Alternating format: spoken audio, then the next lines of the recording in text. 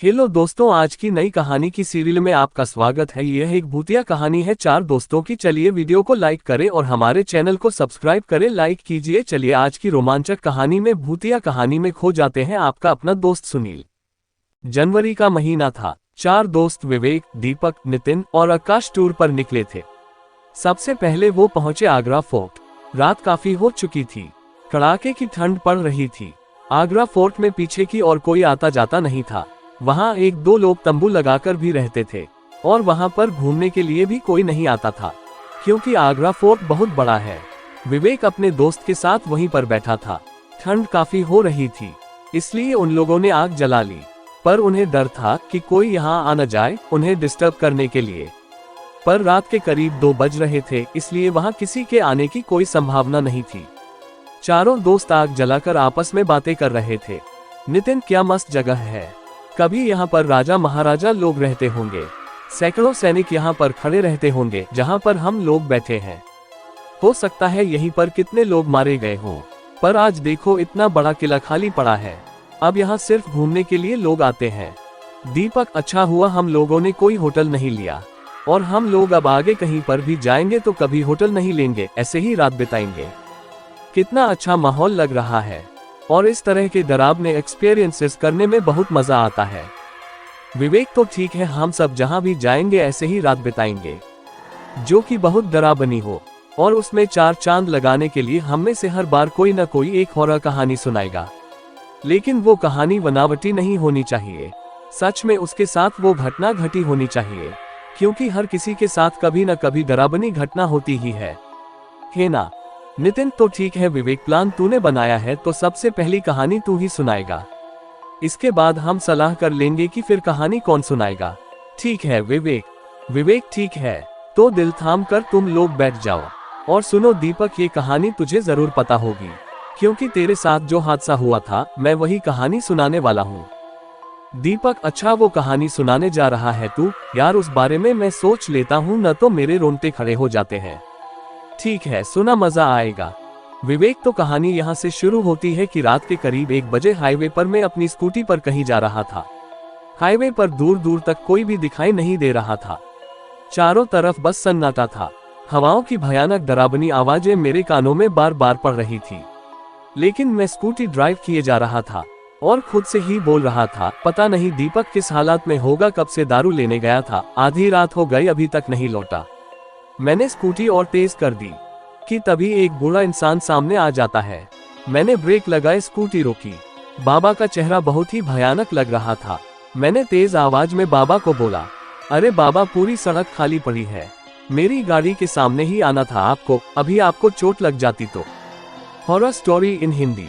नितिन, फिर बाबा कुछ बोले या नहीं? विवेक, वो बोले पर उनका जवाब मुझे समझ नहीं आया। बाबा, चोट तो बहुत पहले ही लग चुकी है बेटा। विवेक, ऐसे चलोगे तो चोट लगेगी ही ना। Horror story in Hindi. बाबा, हाँ, लेकिन मुझे अब कभी चोट नहीं लग सकती बेटा, चाहे मुझ पर कोई गाड़ी ही क्यों न चढ़ जाए। विवेक, मैं बाबा की बात सुनकर थोड़ा हैरान हुआ। आकाश, हैरान तो हम लोग भी हैं।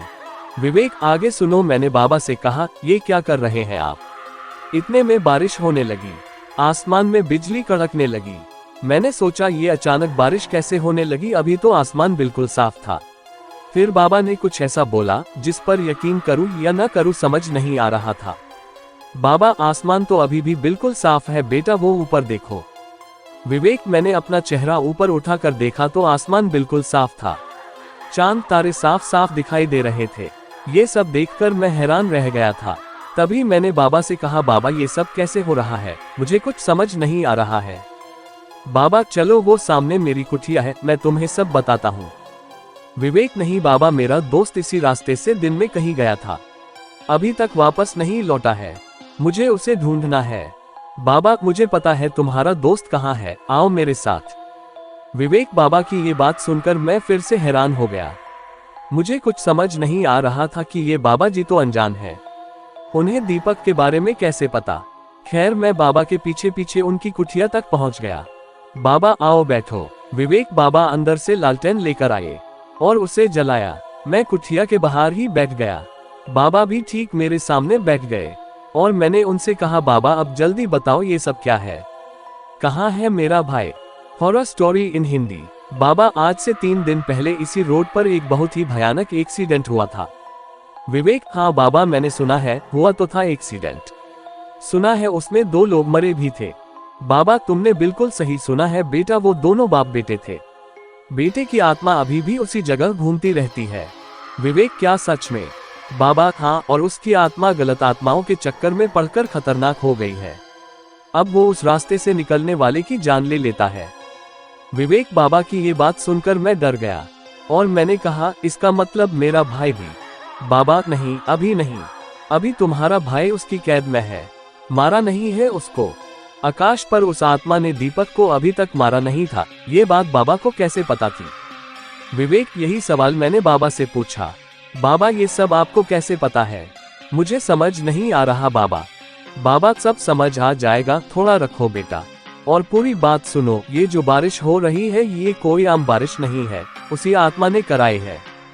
विवेक: क्या? बाबा, मेरा दोस्त दीपक बहुत डरपोक है, वो तो डर कर ही मर जाएगा। प्लीज कुछ कीजिए, जब आप इतना कुछ जानते हैं तो मेरे भाई को बचा भी सकते हो ना? बाबा: हाँ, बचा सकता हूँ, लेकिन उसके लिए तुम्हें उसी जगह जाना होगा जहाँ एक्सीडेंट हुआ था। विवेक: आप नहीं चलोगे मेरे साथ बाबा? बाबा, मेरा यहाँ रहना जरूरी है, तुम जाओ, तुम्हारा दोस्त बच जाएगा। अगर जरूरत पड़ी तो मैं तुरंत आ जाऊंगा। विवेक: ठीक है बाबा, चलता हूँ मैं, मेरे भाई को बचा लेना। बाबा: फिक्र मत करो। विवेक: मैं वहां से उठा, अपनी स्कूटी स्टार्ट की और चला गया। जैसे वहां पर मैं पहुंचा, अचानक बारिश तेज हो गई, हवाएं तेज हो गई। भयानक आत्माएं दीपक को घेरे उसे डरा रही थी। वो नजारा बेहद खौफनाक था। दीपक धीरे धीरे दबी आवाज में रो रहा था। मैंने अपने डर को कंट्रोल किया, तुरंत अपनी स्कूटी से उतरा और आगे बढ़ गया। मैंने दीपक को आवाज लगाई, दीपक दीपक, तुम्हें कुछ नहीं होगा। दीपक ने जैसे ही मुझे देखा उसके चेहरे पर थोड़ी राहत दिखी। दीपक: विवेक बचा, मुझे ये आत्माएं मुझे मार डालेंगी। विवेक: आत्मा हंसकर कहने लगी, आजा तू भी आजा, तुझे भी निपटा देता हूँ, और भयानक तरीके से हंसने लगी। तभी अचानक बारिश रुक गई, आसमान में बिजली चमकी जिससे कि तेज रोशनी पैदा हुई, और तभी मैंने देखा कि वहां पर बाबा आ गए थे। आत्मा ने बाबा से कहा, तुम यहाँ से चले जाओ पापा, ये दोनों मेरे शिकार हैं। बाबा: इन दोनों को तुम कुछ नहीं करोगे, ये मैं नहीं होने दूंगा। विवेक: तभी कुछ ऐसा हुआ जिस पर मुझे यकीन ही नहीं हुआ। नितिन: ऐसा क्या हुआ विवेक? विवेक: बाबा की आंखों से एक चिंगारी निकली जिससे वो आत्मा जलकर खत्म हो गई। वो आत्मा बाबा से जोर जोर से चीख कर कह रही, पापा ये तुमने क्या करा? मैं ये सोच रहा कि बाबा को ये आत्मा पापा क्यों बोल रही है। मैं इस बात से बहुत हैरान हुआ। मैं बहुत हैरानी से बाबा को देख रहा था। बाबा: हैरान मत हो, 2 दिन पहले जो एक्सीडेंट हुआ था, मैं और मेरा बेटा ही मरे थे उस एक्सीडेंट में। विवेक: इतना बोलकर बाबा धुआं बनकर आसमान में उड़ गए। तभी दीपक भागकर मेरे पास आ गया। दीपक: अच्छा हुआ जो तू आ गया। विवेक: तुझे कुछ नहीं होगा। फिर मैं दीपक को स्कूटी पर बैठा कर वहां से चला आया। आकाश: वाह यार दीपक। नितिन: वैसे विवेक, जब तू स्कूटी से बाबा से टकराया था न, और उन्होंने कहा था कि अब मुझे चोट नहीं लग सकती चाहे कोई गाड़ी ही मुझ पर क्यों न चढ़ जाए, तभी मुझे हल्का हल्का शक हो गया था बाबा के ऊपर। तभी अचानक किसी के कदमों की आवाज आने लगती है। चारों दोस्त बिल्कुल चुप हो जाते हैं। नितिन: लगता है कोई सिक्योरिटी गार्ड आ रहा है। जैसे ही कदमों की आवाज उनके पास आकर रुकी, विवेक और दीपक बिल्कुल हैरान हो गए। विवेक: बाबा, बाबा आप यहाँ? आकाश: नितिन, ये उन्हीं बाबा की आत्मा है। नितिन: अबे भागो यहाँ से। नितिन और आकाश डर कर वहां से भाग गए। भागते भागते दोनों फोर्ट से भरा गए और एक पेड़ के नीचे बैठ गए। नितिन: भाई क्या सच में भूत था या कोई? और मैंने तो ठीक से देखा भी नहीं, एकदम वहां से भाग आया।